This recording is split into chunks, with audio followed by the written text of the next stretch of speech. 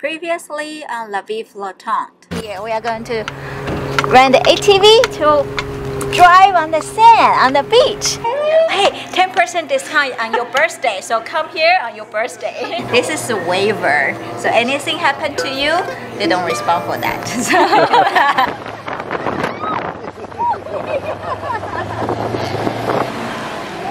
Last time we had a blast at the Oceano Dunes.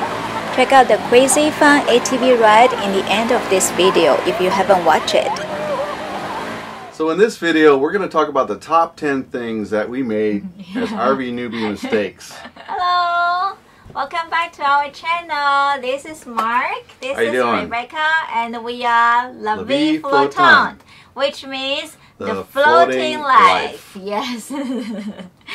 Thank you for coming back to our channel, and thank you for subscribing to our channel. We really appreciate your support. Normally in our channel, we'll go over things related to RV living and those things that you don't get from normal day experiences and other types of living in the sticks and bricks. In this video, we're going to discuss the mistakes we've made, which are many. Yeah, so we just list the top 10 for now. Yeah, for now. In this video, that's so far the mistakes we made. So if you are new to this channel, we are going to share our RV full-time living experiences and our travel and the things we like to do, riding motorcycle and scuba diving.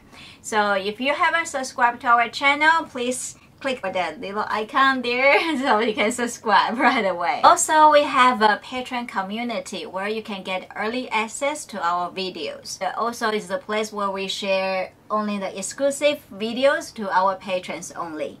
Also, you might get invite from us for a La Vie Flottante meetup. So when we travel somewhere, so we might shout out to our patrons, hey, we will be there, come on, meet us for a cup of coffee, a bottle of beer. Or a wine. So let us get to know our patrons, you better. Yeah. So let's talk about the newbie mistakes that we made. There are many, and you'll make your own mistakes. Yeah. Everything you do in an RV is a little bit different than living in sticks and bricks. Yeah. First item in the top 10 that we noticed was that we were stranded. So we're in a Class A motor vehicle, a coach. We started doing it without the trailer, just without a bike at first, and then we realized we were stranded. The one time we were in Pacifica. Yeah, Pacifica was the first time. Yeah, it was the first time without. Beautiful location. Yeah. We are right on the cliff. In front of us is ocean. Yeah, so we could see whales actually from our driver's seat, but going to any other location you had to walk a lot, and it's fine to get the exercise. We probably need more than we get, but you couldn't go very far. No. So when we were down in Morro Bay, it rained, and that's still going to be a problem, but you're stuck way out there and it's raining. You can't. Nothing around it. We are kind of outside of the city, the town. Yeah. So I think we were kind of getting a little discouraged, thinking maybe this isn't so fun. We need to figure something out. Yeah. We started hauling it in a long trailer to begin with, and that works pretty good. But you can't park a lot of long. 65 feet long.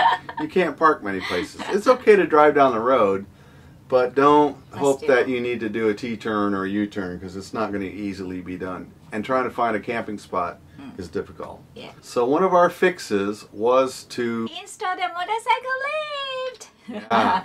Took us a while. Yeah, because we cannot tow our vehicle Prius, so it cannot be towed. What it can, you have to rent the you have to lift all four wheels, and we didn't really want to get rid of it because it still gets good gas mileage. So we decided to haul the bike on the back. So we got a motorcycle lift, and we'll show you some sequences of what we did with that solution with the motorcycle lift. So we have a card here, so you can click the link up there or link it down below, so you can see how we install the motorcycle lift. Yeah. Number 9 for us was the leveler jacks. So there's a lot of systems that you have to figure out in an RV.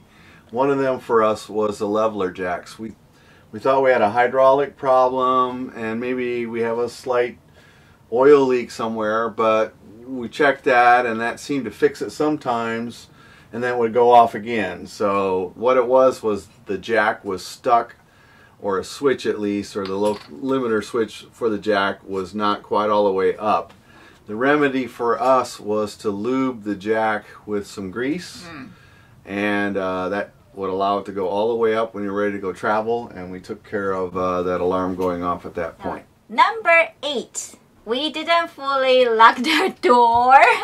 First time. First time. Going down the road. So, I'll put my feet up and enjoy the ride, and suddenly the door popped open. So, oh my God, I was grabbing the door. We were on highway, right? Yeah, we were on highway. I was so scared. Oh my God, how come hit a bump or something open? and it came open. It was latched, but it wasn't locked. Deadbolt lock. Yeah, we just closed it, but we didn't lock it down. So make sure you lock your door fully, securely, so they don't fly open. And the worst thing could be that I might fall out. Or the dog, the car, right? Or you hit someone. And the one up front for us, where the access panel to the chassis is for electrical, there's a special key that you have to use, and that one's not very intuitive at first.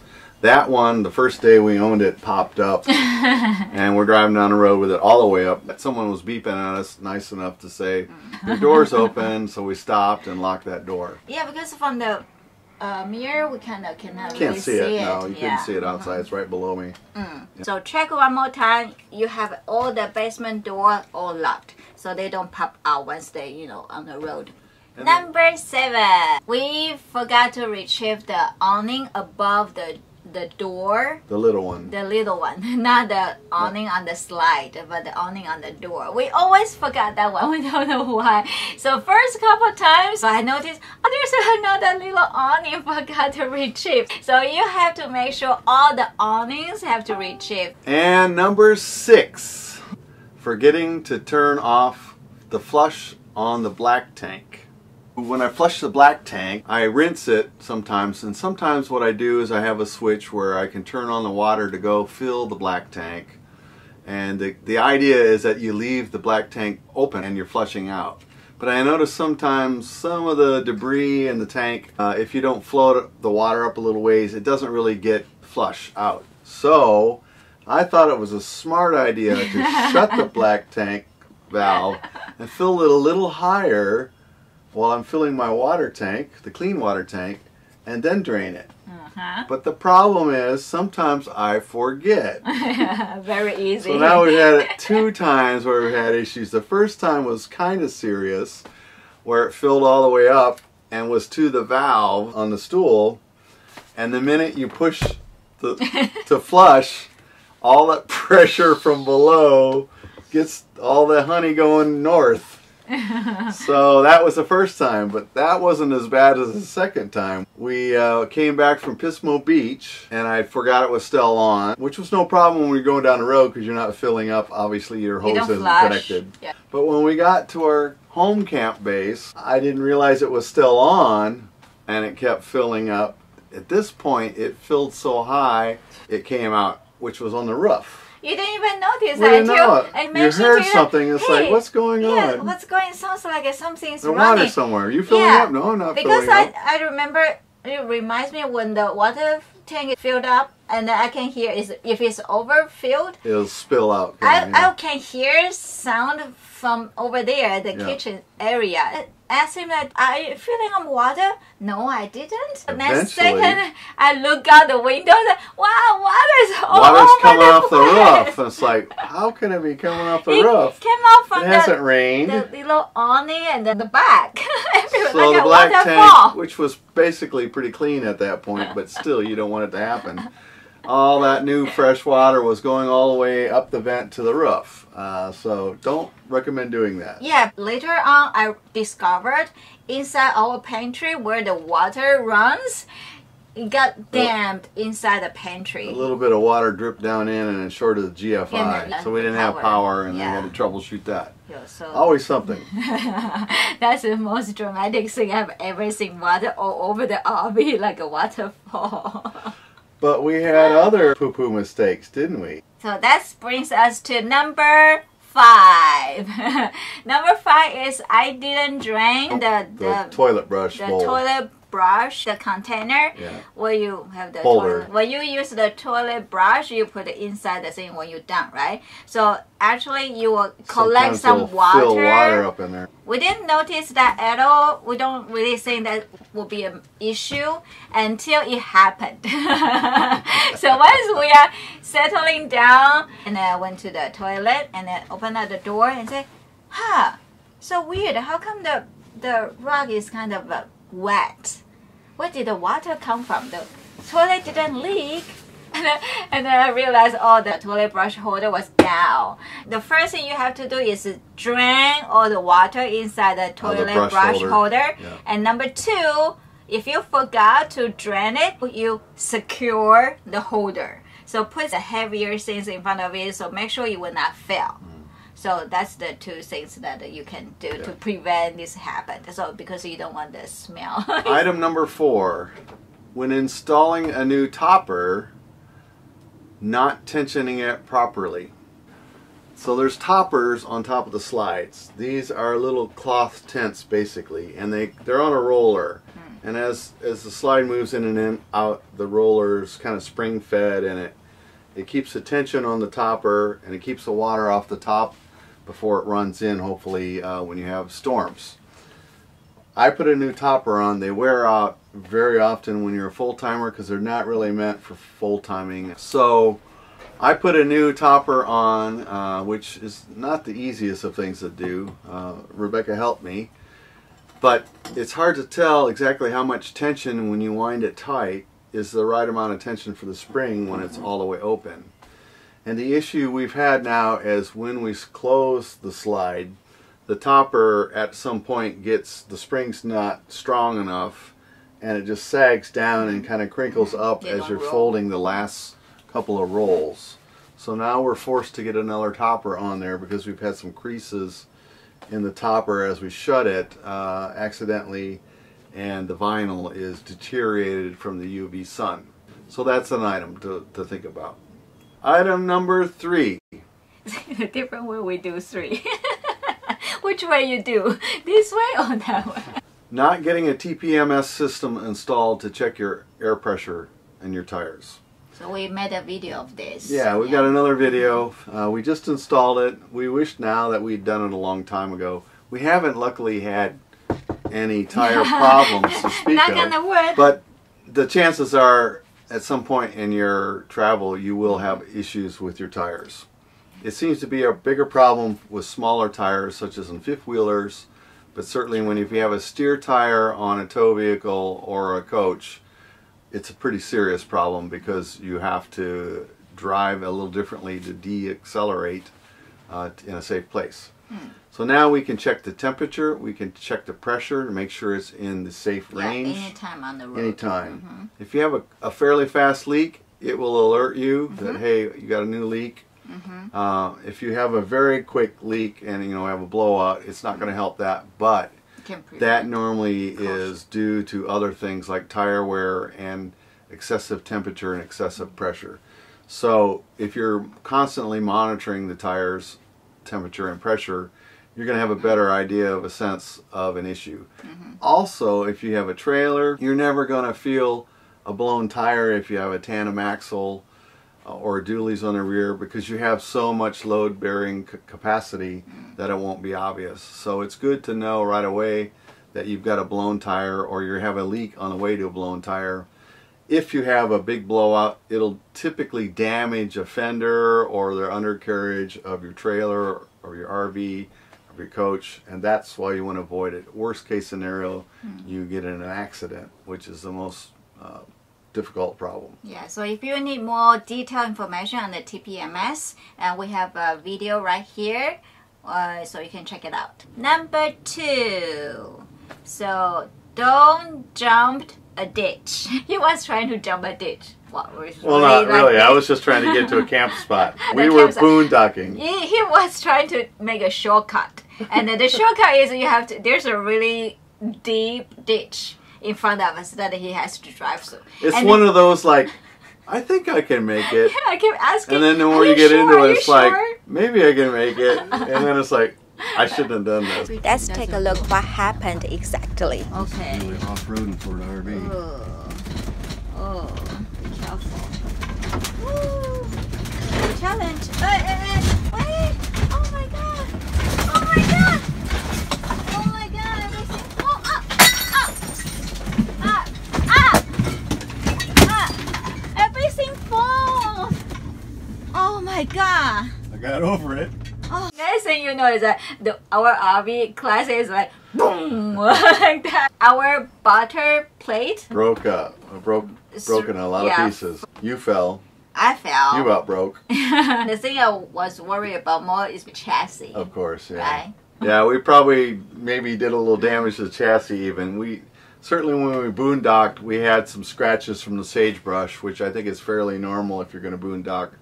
But you know, we may have done much more serious damage if we weren't careful. So or get stuck. Don't ever jump a ditch. Or at least know the limits of your RV. Yeah. Number 1 mistake we ever made. And you'll all make it. We didn't secure everything inside the cabinet. And the shower and the living room. This is where the box should be, but it failed. Anything you put on top of the counter, you need to remove it. So what's going on is every time you drive on the road, you cannot avoid the bumping on the road, right? And sometimes when you make a turn, kind of tilt the RV. Yeah, it's going to tilt and tip. Yeah, and then so the things fail, you don't really even notice. Ready to open up the refrigerator. Stuff falls out. The top shelf, we put all the like toll bottles and they fell. And luckily they didn't break, so that's a good thing. And the next thing I find is, I want to open up the slide on the kitchen side. How come the slide cannot go all the way open? Got stuck somewhere. I found out that the little plastic containers I put on top of the pantry area over there, the counter, it fell on the back side of the slide. In between the slides, and then as the slide went back, it drove it back to the back. Took a long time to get it out, didn't it? I have to open up all the drawer in the bottom over there, and then luckily my hands are small and then slim enough. I can put my hand inside the stretch, the far end, and then get the plastic thing. It's all smashed. The pantry, I put the small can, like tuna can, in that this tall, and I put on top of some bottles, and it's not fully secured. Little can that fell off the shelf and then roll behind pantry. I can never get it. So the 2 cans still fall in the back of the pantry. I cannot get it. Are they still there? Are they still there? Oh, if we get really hungry, we know what to eat then. Because we don't really know how to ensemble the pantry. Yeah, probably we take that out and get you have to take the whole thing But a big fix, I think, is we bought a lot of clear plastic containers. This is an example of a container. It's good for a couple of reasons. First of all, you keep organized, but also it's got a seal on it, so you tend to not get ants and insects in here, which, you know, always is a problem. You know what, if you have all the same type things in here, then you're fairly well organized. Things won't fall out when they're all in a box like this. Just like take the whole box out. So that's a pretty good solution. And another thing, we have a China plate. So the first time we were on the road, I didn't separate them. So they are stacked together. And then when we arrive at the destination and we want to take the plate out, or it broke. So how do we fix that? So we put I put the cardboard or the hot pad in between in between the plate and the bowl too. Or towels. Yeah, anything you can separate them so they don't vibrating against each other. So they don't break. Now we carry a lot less China because of that. Yeah, and they're heavy too. Yeah, it's heavy. So remember to secure everything before you go on the road, so you don't find anything break. So as newbies, you're going to make mistakes. We did. Hopefully you've learned a little bit from our mistakes, so you'll avoid some of them. So thanks for watching this video. I hope these newbie mistakes will help you in your travels. Please also don't forget to check out our latest secret video on our Patreon channel, where we show you a really unique location. And get involved on our Patreon community. Jack Sparrow was there. If you haven't yet, please like and subscribe. Yeah. And leave a comment down below. It really helps us out. Yes. So see you next time on Vie Flottante, the floating life. Bye. Next time on Vie Flottante, the floating life. Too excited, huh? I Missed am. the turn. I saw those dunes as I got distracted. Going in. Woohoo! Wow, look at that. Almost hit that tree. No. Ayo. You don't see this is a trail. Oh my goodness. It's really bizarre looking. Like alien. Alien.